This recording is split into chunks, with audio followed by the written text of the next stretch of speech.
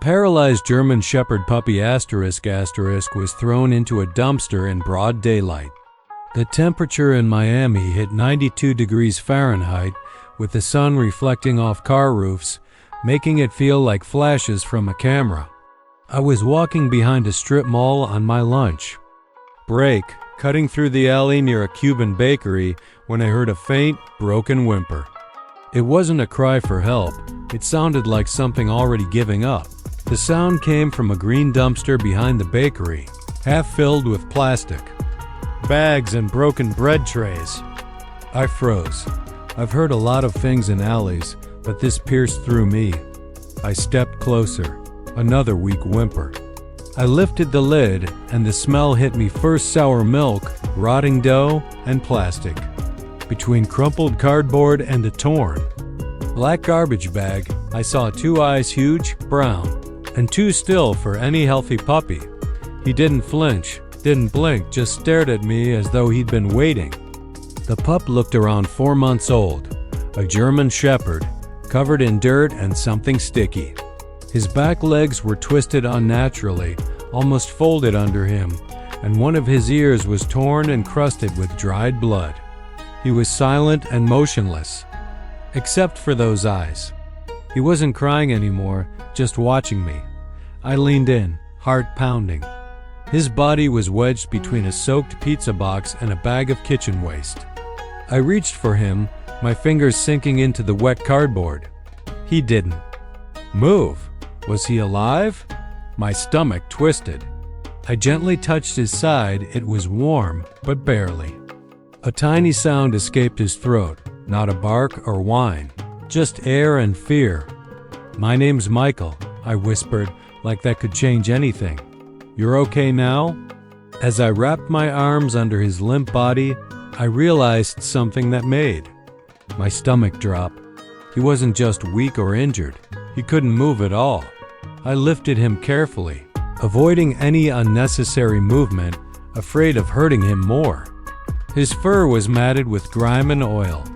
He weighed almost nothing, just skin, bones, and the heaviness of whatever had been done to him.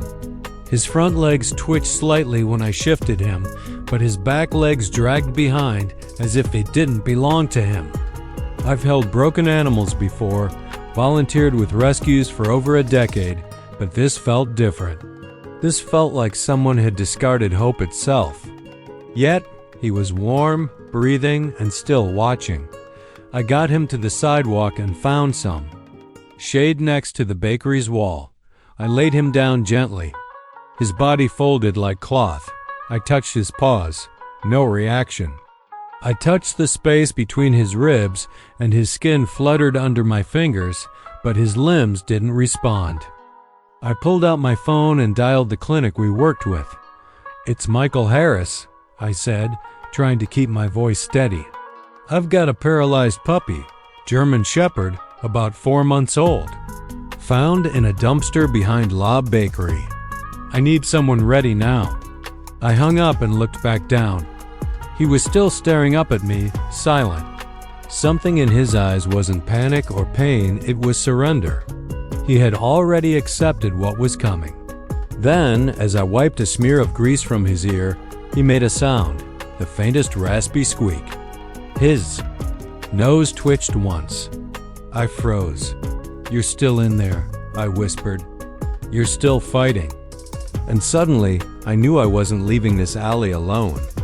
I cradled him tighter and stood up, turning toward the van. The sun was blazing now, casting harsh shadows on the pavement. I could feel sweat running down my back. He didn't flinch, didn't resist, just pressed his head into my arm as if it was the first safe place he'd known in days.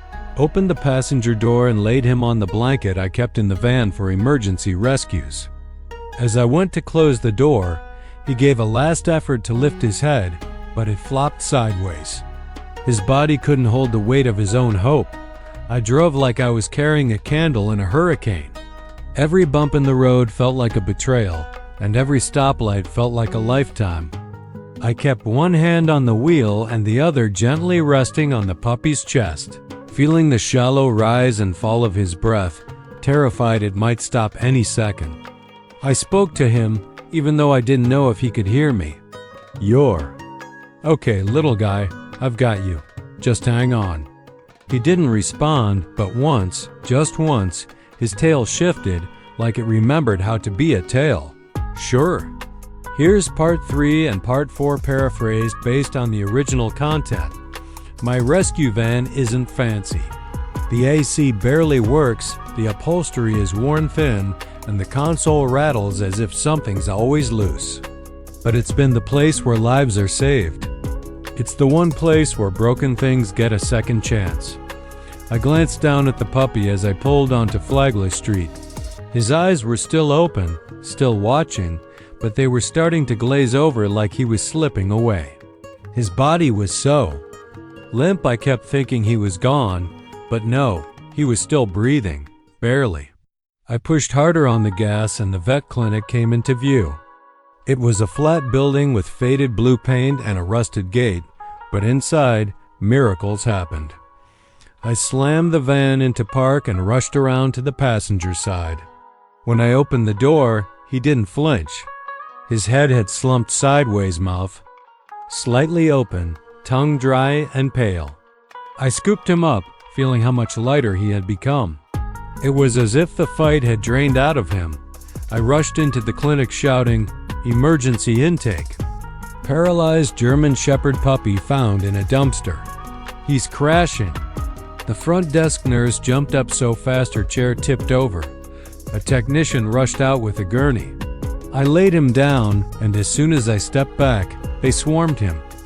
Vitals, calling out measurements, doing everything they could. I stood frozen, empty-handed, my arms shaking. It wasn't until that moment that I realized I could smell the garbage and rotting bread on my clothes. One of the techs looked up, grim. "We'll do what we can, but he's in bad shape." Behind the glass, I saw them working on him oxygen mask, IV-line cold compresses.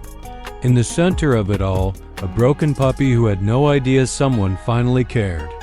I pressed my palm to the glass. I wasn't ready to let go, and neither was he. They said the odds were low. So low they didn't even quote a percentage. He's severely malnourished. Possible neurological damage, maybe spinal trauma. It could have been from birth, or from impact. We won't know unless we scan. I heard their words, but they felt distant. I just kept staring at him, lying motionless under the heat lamp. His eyes blinked once, slow and heavy, as if it took all his strength. He couldn't lift his head. He couldn't even roll to one side. "He's in pain?" I asked. The vet hesitated before answering. "We've given him something gentle. He's stable for now, but there's very little motor function. If he remains completely paralyzed, especially with internal damage, well, some owners might consider..."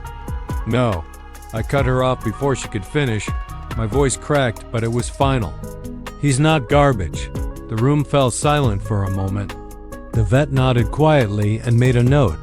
I stayed for hours. I didn't have a reason to be there anymore. There was nothing I could do, but I couldn't leave. I couldn't stand the thought of him being alone again, even for a second. Not after the way I found him. Not after someone had made the choice. To throw him away like he didn't matter.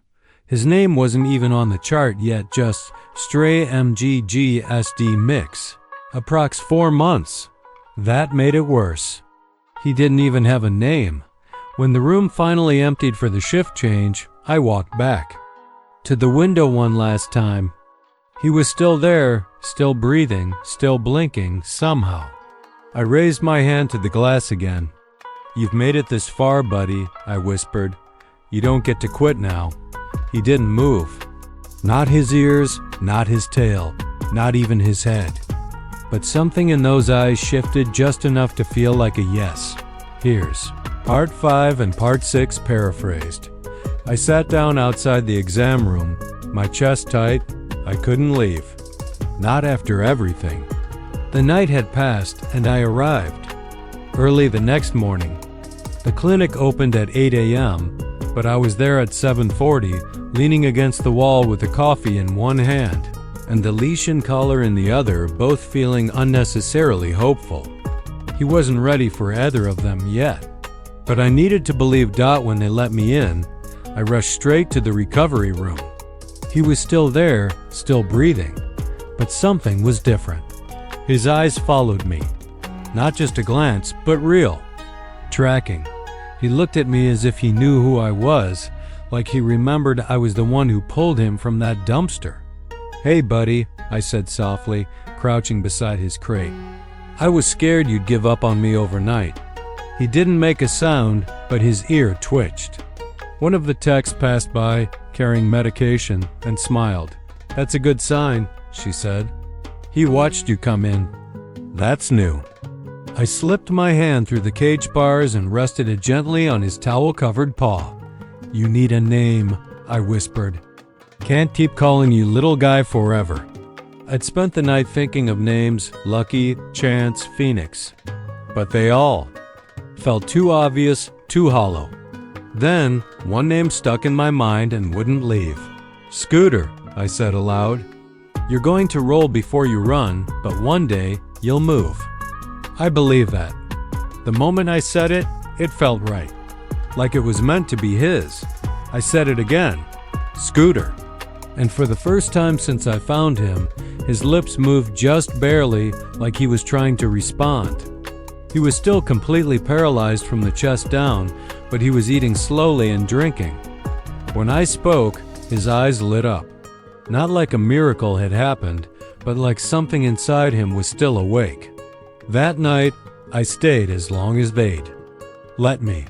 Scooter licked a drop of water from my fingertip, but there was no fanfare, no spotlight.